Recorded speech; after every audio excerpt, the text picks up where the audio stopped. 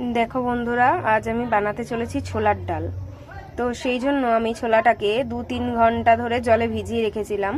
তারপরে প্রেসারে একটা সিটি দিয়ে আমি নামিয়ে নিয়েছি। দেখো সুন্দর ছোলাটা গোটা গোটাও আছে আর সুন্দর সেদ্ধও হয়ে গেছে। আর আমি নিয়েছি একটু আলু, কেটে নিয়েছি ছোট ছোট করে, কারণ আমাদের বাড়িতে সবাই আবার আলু ভালো খায়।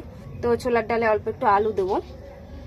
আর আমি এখানে কেটে রেখেছি টমেটো, একটু আদা কুচি করে রেখেছি বা বেটে রেখেছি, আর একটু ধনেপাতা রেখেছি, আর গোটা গরম মশলা দেখো, জিরা, তারপর তোমার আরও সব গোটা গরম মশলা আমি রেখেছি, লবঙ্গ, এলাচ, দারুচিনি, আর রেখেছি তেজপাতা, আর রেখেছি শুকনো লঙ্কা দুটো। আর এখানে তেল বসিয়ে দিয়েছি গরম হবার জন্য। তো তেলটা গরম হয়ে গেলে আমি ফোড়নগুলো সব দিয়ে দেব। দেখো বন্ধুরা, আমার তেল কিন্তু গরম হয়ে গেছে। তো আমি এখন সব একে একে গোটা গরম মশলাগুলো দিয়ে দিচ্ছি ফোড়নে। দেখো এবার আমি এর মধ্যে দিয়ে দিচ্ছি কেটে রাখা আলুগুলোকে।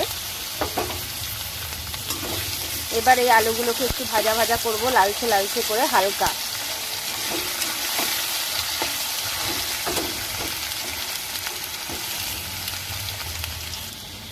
আমি এর মধ্যে একটু সামান্য নুন অ্যাড করছি। নুনটা পরিমাণে অনেক কমই দিলাম, তার কারণ ডাল সেদ্ধ হওয়ার সময় আমি কিন্তু অলরেডি নুন দিয়েছিলাম। আর দিয়ে দিচ্ছি 1/2 টিস্পুন হলুদ। দেখো বন্ধুরা, আমার আলু কিন্তু ভাজা হয়ে গেছে। আমি এবার এর মধ্যে এই মশলাগুলো বানিয়ে রেখেছি।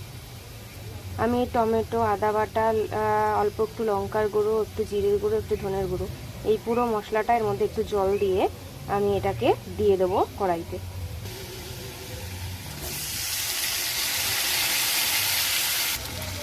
দেখো বন্ধুরা, আমার আলু মশলার থেকে কেমন তেল বেরিয়ে এসছে। আমার কিন্তু মশলা কষানো কমপ্লিট।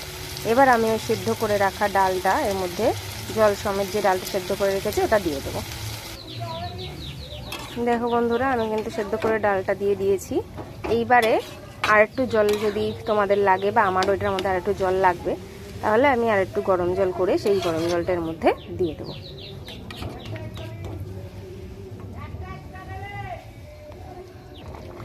দেখো বন্ধুরা, ডালটা কি সুন্দর টকবক করে ফুটছে। এবার তোমরা জানো ছোলার ডাল একটু মিষ্টি মিষ্টি খেতে হয়, তাই দেখো আমি 1 বাটি পুরো মিষ্টি এর মধ্যে দিয়ে দিচ্ছি। তাহলে কি হবে, একটু মিষ্টি মিষ্টি খেতে হবে, খেতে টেস্টটা ভালো লাগবে। ব্যাস, আমাদের তো ছোলার ডাল প্রায় কমপ্লিট। এবার ঝোলটা একটু টানলে, খুব বেশি টানাবো না, কারণ কিছুক্ষণ রেখে দিলে ছোলার ডালের ঝোল এমনিই কমে যায়, টেনে নেয়। তো কিছুটা ঝোলটা কমলে পরেই তারপরে আমরা বাদবাকি উপকরণ দিয়ে নামিয়ে নেব। দেখতে থাকো। দেখো বন্ধুরা, এই পর্যায়ে চলে এলে আর কিন্তু আমাদের ঝোল কমানোর দরকার নেই। এবার আমি এর মধ্যে একটু ধনেপাতা কুচি আর একটু ঘি দিয়ে পরিবেশন করব। এটা ভাত, এটা রুটি, লুচি সব কিছুর সঙ্গেই পরিবেশন করা যায়। ভাতের সঙ্গে হয়তো এটা খায় না কেউ, পরোটা সব কিছুর সঙ্গেই এটা যায়। তো সবাই দেখো, একটু লাইক, কমেন্ট, শেয়ার করো please. Thank you, bye by.